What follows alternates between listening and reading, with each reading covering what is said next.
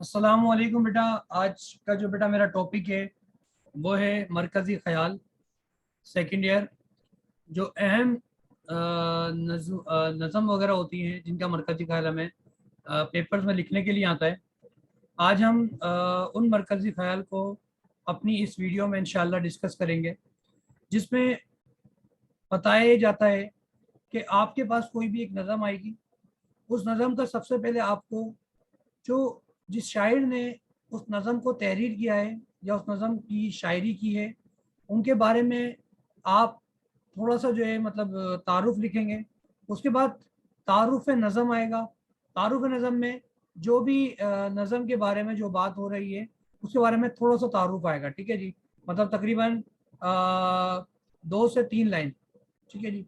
इसके बाद आपके पास जो थर्ड पॉइंट बनता है या थर्ड आपके पास जो हेडिंग बनती है मरकजी ख्याल में, वो है मरकजी ख्याल। ठीक है, आपको नज़म का मरकजी ख्याल लिखना है कि इस नज़म में किस बारे में बात हो रही है और इस नज़म में जो सेंट्रल या सेंटर जो था इसका वो क्या था, या सेंट्रल आइडिया इसका क्या था। ठीक है जी, तो आज हम डिस्कस करने लगे हैं आपसे। अब इंशाल्लाह स्टार्ट करते हैं अपनी इस वीडियो को। बिस्मिल्लाहिर्रहमानिर्रहीम। बेटा सबसे पहले आपके पास जो टॉपिक आता है वो आता है रात और रेल। रात और रेल, देखिए बेटा नाम से ही पता चल रहा है कि रेल की बात हो रही है या रेल के सफर की बात हो रही है, और बात किस वक्त की हो रही है और उसमें वक्त कौन सा बताया गया है, रात। अगर हम तारुफ शायर देखें तो इस नज़म के जो शायर हैं उनका नाम है इसरारुल हक मिजाज, जो 1911 में जिनकी बर्थ होती है और 1955 में इनका इंतकाल होता है। इसरारुल हक मिजाज एक रोमन पसंद या रोमान पसंद शायर हैं। इनकी मुख्तसर अदबी ज़िंदगी में इनका रंग शायरी नुमाया रहा। मनाजिर फितरत के बेहतरीन इकास हैं। वाक़ियात निगारी और जज़ियात निगारी में इन्हें कुदरत हासिल है। मतलब वाक़ियात निगारी मतलब कोई भी वाक़या हो या कोई भी वाक़या इनके सामने से गुजरा हो, इसकी निगारी या उसको तहरीर बहुत अच्छे अंदाज में लिख करते हैं। अब हम बात करते हैं तारुफ नज़म की। तारुफ नज़म में इसरारुल हक मिजाज की नज़म एक अलामती निज़ाम कही जा सकती है, जिनमें इन्होंने बज़ाहिर तो एक रेल के सफ़र का जिक्र किया है जो रात की तारीकी में जानिब मंजिल रवा दवा है। दर हकीकत इन्होंने इंसानी ज़िंदगी के इर्तिका और तरक्की की मनाजिल और जद्दोजहद मुसलसल को बयान किया है। अंदाज़ बयां दिलकश और पुर असर है। मरकज़ी ख्याल इसरारुल हक मिजाज ने अपनी नज़म रात और रेल में जो मंजर निगारी की है, इससे ये मरकज़ी ख्याल सामने आता है कि शायर रेल की अहमियत जाहिर करना चाहता है।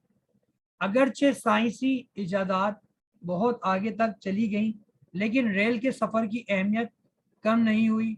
आमतौर पर लोग रेल का सफ़र रात में करना चाहते हैं ताकि आधी रात तक रेल के सफ़र की मखसूस कैफियत से लुत्फ़ अंदोज हो सके और फिर सो जाएं। रेल का सफ़र रात के पसे मंज़र में बहुत ज़्यादा दिलकश हो जाता है, जिसकी तफसील नज़म में नहायत दिलचस्प अंदाज में पेश की गई है। यूँ तो ये तजुर्बा हर सफ़र करने वाले को होता है, मगर शायर की तरह वो बयान नहीं कर सकता। ताहम इतना ज़रूरी है कि रेल के सफ़र की बातें मुसाफिर के जहन पर एक मुद्दत तक नक्श रहती हैं, मगर ये एहसास लोगों की बातें हैं या हसास लोगों की बातें हैं। बकौल अल्लामा इकबाल के, फूल की पत्ती से कट सकता है हीरे का जगर, फूल की पत्ती से कट सकता है हीरे का जिगर, मर्द नादा पर कलाम नर्म व नाजुक बेअसर। इसी तरह बेटा मेरी दूसरी नज़म है अकबर और मगरिबी तालीम।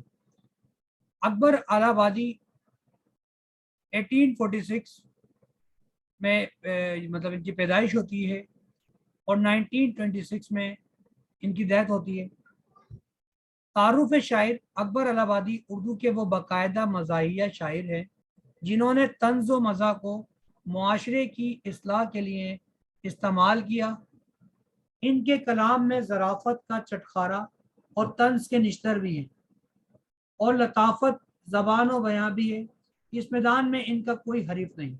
مطلب اس میں بتایا جا رہا ہے کہ اگر اکبر الہ آبادی جو ہیں وہ اردو کے باقاعدہ مزاحیہ شاعر ہیں، اور ان کی شاعری میں صرف شاعری نہیں ہوتی یا مزاحیہ نہیں ہوتی، بلکہ طنز و مزہ بھی ہوتا ہے، مطلب طنز بھی ہوتا ہے۔ اور ساتھ میں ایک چیز اور بتائی جا رہی ہے کہ ان کا جو کلام ہے اس میں ظرافت کا چٹخارا اور طنز کے نشتر بھی ہیں، اور لطافت زبان و بیان بھی ہے۔ مطلب اس میں آپ کو مزہ نگاری بھی نظر آئے گی، اس میں آپ کو ظرافت بھی نظر آئے گی، اس میں آپ کو طنز بھی نظر آئے گا۔ اب ہم مرکزی خیال کی طرف چلتے ہیں۔ اکبر الہ آبادی نے مغربی تہذیب کی مخالفت کرتے ہوئے جدید تعلیم اور مغربی تہذیب کو طنز کا نشانہ بنایا ہے۔ جیسے کہ بھی ہم پیچھے پڑھ چکے ہیں اکبر الہ آبادی کے تعارف میں کہ ان کو جو ہے وہ طنز و مزاح کے شاعر تھے، اور مسلمانوں کو اپنے مذہب سے لگاؤ کی دعوت دی ہے، اور یہ بتایا ہے کہ ہمیں زندگی میں مغرب کی تقلید کرنے کے بجائے اپنے مذہب اور مشرق کی اقدار کی روایات کو برقرار رکھنا چاہیے۔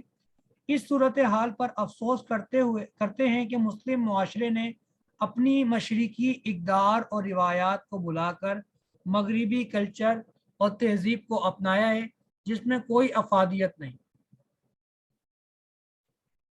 میں آپ کو اس کا چھوٹا سا اب اپنے زبان میں اگر آپ کو بتاؤں تو اس میں بتایا جا رہا ہے اکبر الہ آبادی جو کہ ویسٹرن ایجوکیشن یا مغربی تہذیب یا مغربی رسم و رواج کی مخالفت کرتے ہیں، اور یہ بتاتے ہیں کہ جو ماڈرن ایجوکیشن ہے نا، یا یہ جو آپ کی مغربی جو رسومات ہیں یا مغربی تہذیب جو ہیں، یہ مسلمانوں کے لیے یا دین اسلام کے لیے یہ کوئی افادیت نہیں ہے، کوئی فائدہ نہیں ہے اس کو سیکھنے کا۔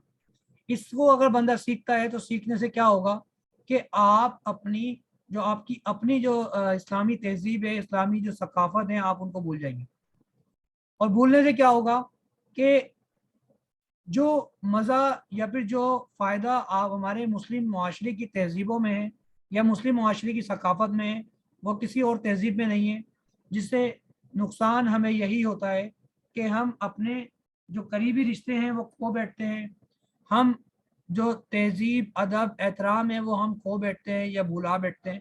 اور اس سے نقصان کس چیز کا ہوتا ہے؟ اس سے نقصان یہ ہوتا ہے کہ ہم ایک دن اکیلے رہ جاتے ہیں۔ ٹھیک ہے جی، یہ ہماری اکبر اور مغربی تعلیم تھا جس کا میں نے آپ کو مرکزی خیال بتایا۔ اب ہمارے پاس جو سب سے زیادہ میری پسندیدہ جو نظم ہے وہ ہے حضرت فاطمہ زہرا رضی اللہ تعالیٰ عنہ کی رخصتی۔ اس کے جو شاعر ہیں ان کا نام ہے ابو الحسن حفیظ جالندری۔ آپ لوگ بیٹا حفیظ جالندری کو مجھ سے پہلے بھی جانتے ہوں گے یا میرے بتانے سے پہلے بھی جانتے ہوں گے۔ حفیظ جالندری 1900 میں ان کی پیدائش ہوتی ہے اور 1986 میں ان کا انتقال ہوتا ہے۔ اگر ہم تعارف شاعر دیکھیں تو ابو الحسن حفیظ جالندری نہ صرف پاکستان کے قومی ترانے کے خالق ہیں بلکہ وہ مشہور نظم شاہ نامہ اسلام کے شاعر بھی ہیں۔ ان کا کلام شگفتہ، مترنم فکری اور باغ پن کا اندازہ لیے ہوئے، منظر نگاری ہو، واقعات نگاری کا شاہکار ہے۔ وہ گیت، نظم اور غزل تینوں رنگوں کی بھرپور نمائندگی کرتے ہیں۔ مطلب ابو الحسن حفیظ جالندری جو ہیں یہ گیت بھی انہوں نے مطلب جو ہیں وہ پڑھے ہیں، نظمیں بھی انہوں نے تحریر کی ہیں، اور ساتھ میں غزلیں بھی انہوں نے تحریر کی ہیں۔ اب ہم تعارف نظم کی طرف چلتے ہیں۔ حفیظ جالندری کی یہ نظم ان کی طویل اور مشہور نظم شاہ نامہ اسلام سے اقتباس کیا گیا ہے۔ شاہ نامہ اسلام سے اقتباس ہے۔ اس میں انہوں نے خاتون جنت حضرت فاطمہ زہرا رضی اللہ تعالیٰ عنہ کی رخصتی کا واقعہ نہایت پر تقدس اور دل نشین انداز میں پیش کیا ہے، اور بتایا ہے کہ حضرت فاطمہ زہرا رضی اللہ تعالیٰ عنہ بہترین اخلاق و کردار کی مالک خاتون تھی، بے شک جو آپ صلی اللہ علیہ وسلم کی زیر تربیت حسن و اخلاق کے زیور سے مالا مال ہوئی۔ حضرت فاطمہ زہرا رضی اللہ تعالیٰ عنہ کی رخصتی کی اوپر جو یہ نظم کو لکھا گیا ہے، اور اس نظم میں جو کچھ بھی بتایا گیا ہے حضرت فاطمہ زہرا رضی اللہ تعالیٰ عنہ کی لیے وہ بہت کم ہے۔ اب ہم آگے چلتے ہیں مرکزی خیال کی طرف۔ اس نظم میں شاعر ابو الاسر حفیظ جالندری نے حضرت فاطمہ زہرا رضی اللہ تعالیٰ عنہ کی رخصتی کا ذکر کیا ہے، جس کا مقصد عام طور پر مسلمانوں کو یاد دلانا ہے کہ ہمارے نبی حضرت محمد مصطفیٰ صلی اللہ علیہ وآلہ وسلم انسان کامل اور اللہ کے آخری نبی ہیں۔ اللہ تعالیٰ نے ان کو افضل ترین مقام عطا فرمایا اور آپ صلی اللہ علیہ وسلم کے عمل کو بہترین عمل قرار دیا۔ اب تمام انسانوں کی فلاح و بہبود اس بات پر مختص ہے کہ وہ حضور کریم صلی اللہ علیہ وسلم کے نقش قدم پر چلیں۔ حضرت فاطمہ زہرا رضی اللہ تعالیٰ عنہ خاتون جنت ہیں، اس لحاظ سے انہیں خواتین میں افضل ترین مقام حاصل ہے۔ ان کی شادی اور رخصتی کتنی سادگی اور آسان طریقے سے ہوئی، اس پر آج کے دور میں خاص طور پر غور کرنے کی ضرورت ہے، کیونکہ یہ شرعی کام ہمارے معاشرے میں جہیز اور دیگر رسومات جو کہ ہندوؤں اور کچھ مغربی تہذیب سے آئی ہیں ایک اذیت ناک عذاب بن گئی۔ اس لیے اگر صرف شرعی تقاضے پورے کیے جائیں تو کام دلہا اور دلہن دونوں کے گھر والوں کے لیے بہت مشکل اور گمبھیر ہو جائے گا، یہ گمبھیر بن گیا۔ نہایت آسان جو ہو سکتا ہے وہ سنت نبی پاک صلی اللہ علیہ وسلم ہے، اور ہمیں بھی چاہیے کہ ہم بھی نبی کریم صلی اللہ علیہ وسلم کی سنت پر عمل کریں جو کہ دین اسلام میں ہمیں بتایا گیا ہے۔ آج ہماری جو بیٹیاں یا ہماری جو گھروں میں جو شادیوں کی تقریب ہوتی ہیں، ان تقریب میں سب سے پہلے ہمیں جو چیز نظر آتی ہے، یہ جب سب سے پہلے جس چیز کی تیاری ہوتی ہے وہ کوئی اور خاص چیز نہیں بلکہ جہیز کی تیاری ہوتی ہے، اور جہیز بھی وہ جہیز ہوتا ہے جو ایک باپ اپنی حیثیت سے بڑھ کر جو ہے اپنی بیٹی کو دینا چاہتا ہے، اور وہ جو اس کی حیثیت ہے وہ اتنی کمتر ہو جاتی ہے یا اتنی کمتر ہوتی ہے کہ 3 وقت کا کھانا بھی اس کے لیے مشکل ہوتا ہے۔ لیکن جب بیٹی کی شادی ہوتی ہے تو وہ اپنی پائی پائی اس کو جمع کر کے اپنی بیٹی کے لیے ہر وہ ضرورت کی چیز اپنی بیٹی کے لیے لا رکھتا ہے یا لا کھڑا رکھتا ہے جو اس کی بیٹی کو کبھی جس کی ضرورت پڑے گی۔ یہ تو ایک باپ کی طرف سے ایک محنت ہے، ایک جدوجہد ہے، لیکن یہاں ہمارے جو لڑکے والے حضرات ہوتے ہیں یا جس سے اس بچی کی شادی ہو رہی ہے، یہ بات ان کو بھی سوچنی چاہیے کہ ہم شادی کر رہے ہیں تو صرف شادی کریں، کسی کے اوپر بوجھ نہ ڈالیں شادی کر کے۔ شادی تو آپ کی بھی ہے، کیا سارا حق کیا لڑکی والوں کا ہی بنتا ہے کہ وہی جہیز جمع کریں؟ تو ہمیں اس نظم سے یہ پتہ چلتا ہے کہ آپ حضرت فاطمہ زہرا رضی اللہ تعالیٰ عنہ کی رخصتی کس طرح ہوئی یا کتنی سادگی سے ہوئی، رسول پاک صلی اللہ علیہ وسلم نے کون کون سے سنت عمل کی۔ اگر ہم دیکھیں تو آپ کے جہیز میں کوئی خاص چیزیں نہیں تھیں، ایک چکی تھی، ایک بستر تھا اور کچھ برتن تھے۔ یہ کوئی خاص اہم چیزیں نہیں ہیں، لیکن آج کے دور میں اگر ان چیزوں کو ملایا جائے تو یہ تو شاید کوئی معنی نہیں رکھتی۔ لہٰذا ہمیں چاہیے کہ ہم حضور کریم صلی اللہ علیہ وسلم اور حضرت فاطمہ زہرا رضی اللہ تعالیٰ عنہ کی کو اپنے لیے مشعل راہ بنائیں۔ ٹھیک ہے جی۔ اب نیکسٹ ہماری جو نظم ہے وہ ہے اسرار قدرت۔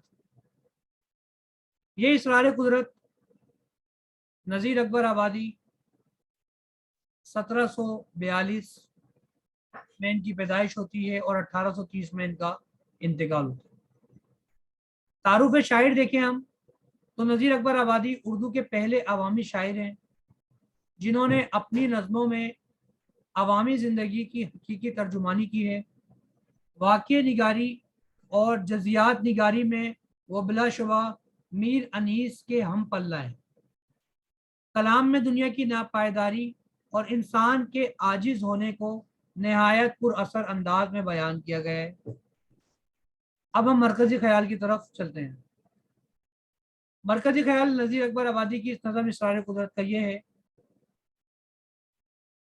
میں یہ بات بیان کرنے کی کوشش کی ہے اسرار قدرت میں کہ اللہ تعالیٰ نے قدرت کاملہ سے یہ وسیع و عریض کائنات بنائی اور پھر انسان کو ان مظاہر کائنات پر غور کرنے کی دعوت دی ہے۔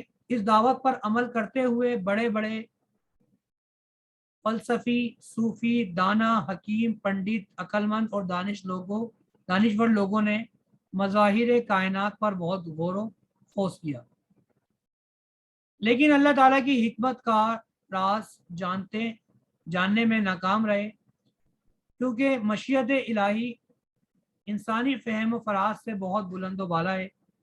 یہی وجہ ہے کہ ہر بند میں مختلف مظاہر، زمین و آسمان، پہاڑ، دریا اور انسانی آبادی اور طبقے، ہر ایک کا جواز کا حوالہ دینے کے بعد جو بات دہرائی گئی ہے، اس میں بھی یہی مرکزی خیال بیان ہو گیا ہے کہ جو خوب دیکھا تو یار آخر خدا کی باتیں خدا ہی جانے۔ بے شک آج ہم اگر آسمان کی طرف دیکھیں تو ہم حیرت میں رہتے ہیں کہ یہ آسمان خود کیسے کھڑا ہوا ہے۔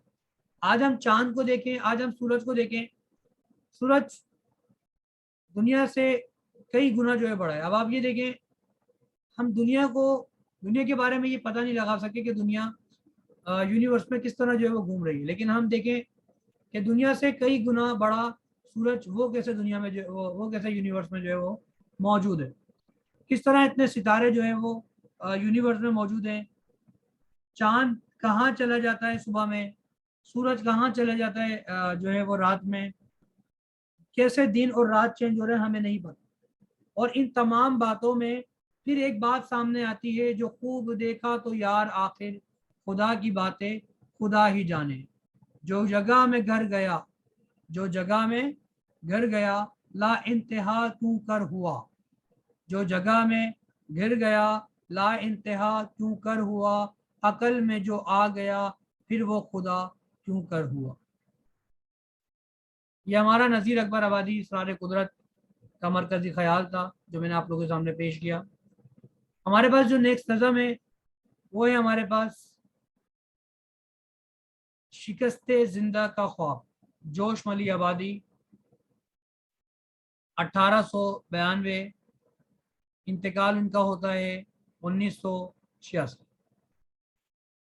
تعارف شاعر شبیر حسن جوش ملی آبادی ان کا پورا نام ہے، شاعر انقلاب اور شاعر و شباب کہلاتے ہیں، مطلب ان کا جو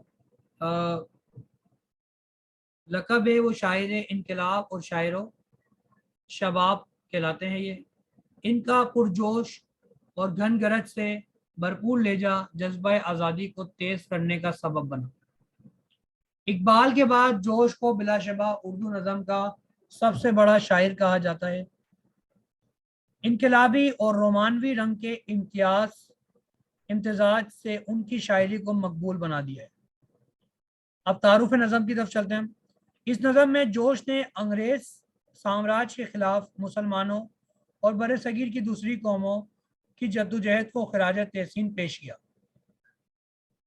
اور اپنے زوردار لہجے سے اس جدوجہد کو تیز کرنے اور آزادی کے حصول کی نوید سنائی۔ مرکزی خیال جوش ملی آبادی کی نظم کا عنوان ہے شکست زندہ کا خواب، جس سے پتہ چلتا ہے کہ تقسیم ہند اور پاکستان بننے سے پہلے اس وقت لکھی گئی جب تحریک آزادی برصغیر میں زوروں پر تھی اور انگریز سامراج مسلمانوں کی اس تحریک کو کچلنے میں مصروف تھے۔ ملک کی جیلیں تحریک آزادی کے مجاہدین سے بھری ہوئی تھی، ہر قیدی کے دل میں آزادی کی شمع روشن تھی اور ہر مسلمان اس شمع آزادی پر دیوانہ وار نثار ہونے کو تیار تھا۔ شاعر نے یہ خواب دیکھا کہ تحریک کامیاب ہو گئی ہے، قید خانوں کے دروازے کھل گئے ہیں یا ٹوٹ گئے ہیں اور سارے قیدی رہا ہو کر آزاد ہو گئے ہیں۔ اس خواب سے مراد یہ تھی کہ جب لوگوں کے دلوں میں آزادی کا جوش و جذبہ اتنا زیادہ ہو وہ جان تک دینے اور قید و بند کی صحبتیں برداشت کرنے پر تیار ہو جائیں، پھر زیادہ عرصے تک انہیں غلام بنا کر رکھنا ناممکن ہوتا ہے اور وہ بہت جلد آزاد ہو جاتے ہیں۔ یہی پیشن گوئی اس نظم کا مرکزی خیال ہے جو 14 اگست 1947 کو پوری ہو کے رہی۔ یہی ولولہ انگیزی شاعر کی خصوصیت بھی ہے۔ بقول شاعر، اٹھا کے ناز سے شب آفری نگاہوں کو، اٹھا کے ناز سے شب آفری نگاہوں کو، کسی کی سوئی ہوئی روح کو جگاتا جا۔ تو بیٹا یہ ہمارا مرکزی خیال تھا جو شکست زندہ کا خواب ہے، جو جوش والی آبادی کی نظم سے لیا گیا ہے، جو میں نے آپ کے سامنے اس وقت بھی ڈسکس کیا۔ اب ہمارے پاس جو نیکسٹ امپورٹنٹ نظم ہے وہ ہے ہمارے پاس جشن بیچارگی۔ یہ احسان دانش کی نظم ہے جن کو شاعر مزدور بھی کہا جاتا ہے۔ ان کی پیدائش 1914 میں ہوئی اور ان کا انتقال 1986 میں۔ تعارف شاعر، شاعر مزدور ہونے کا اعتراف کرنے والے احسان دانش کا قلم مزدوروں، کسانوں اور غربت کے ماروں کی سچی تصویر پیش کرتا ہے۔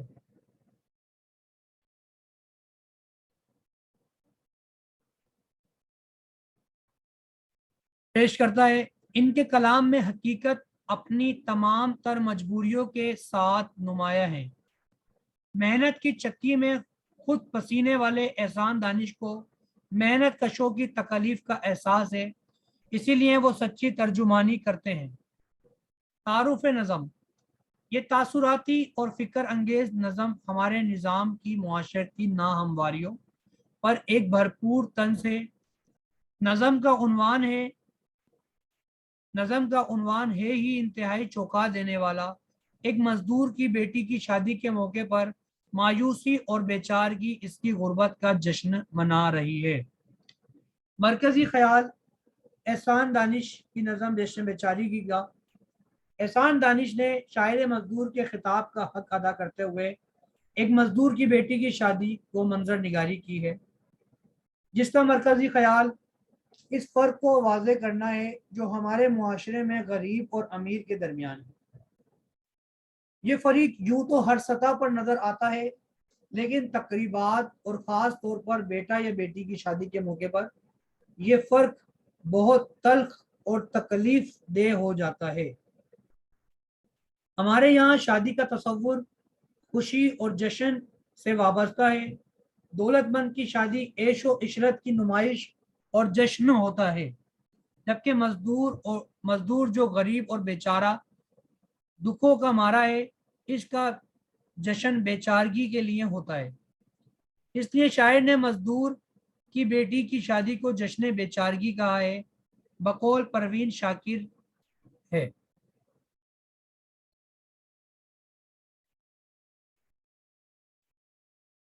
لڑکیوں کے دکھ عجب ہوتے سکھ اس سے عجیب، لڑکیوں کے دکھ عجب ہوتے سکھ اس سے عجیب، ہنس رہی ہیں اور جل بھیگتا ہے ساتھ ساتھ۔ بیٹا ابھی ہم تھوڑی دیر پہلے حضرت فاطمہ زہرا رضی اللہ تعالیٰ عنہ کی رخصتی کے بارے میں پڑھ کر آ رہے ہیں، جس میں نے آپ کو بتایا آج معاشرے میں جو تکلیف یا پرابلم ہے وہ کیا ہے، وہ جہیز کی لعنت،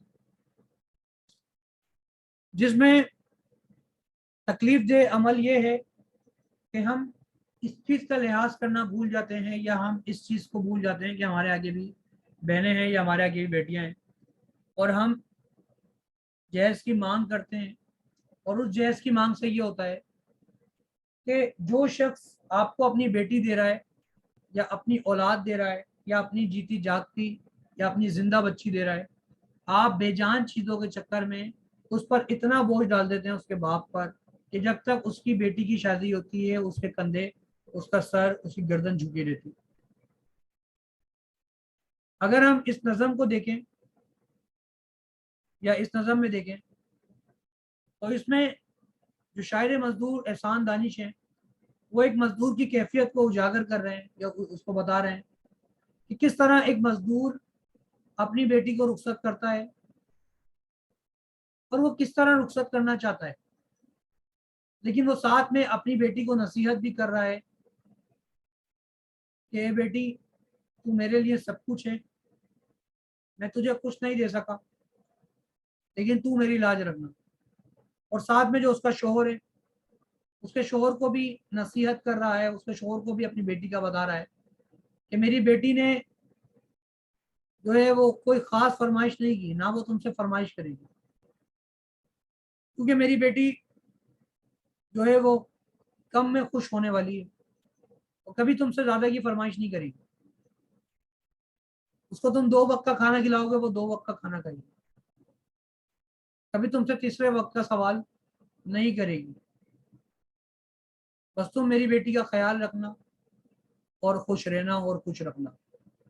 آج بیٹا میں نے آپ لوگوں کو یہ تمام نظموں کے مرکزی خیال بتائیں۔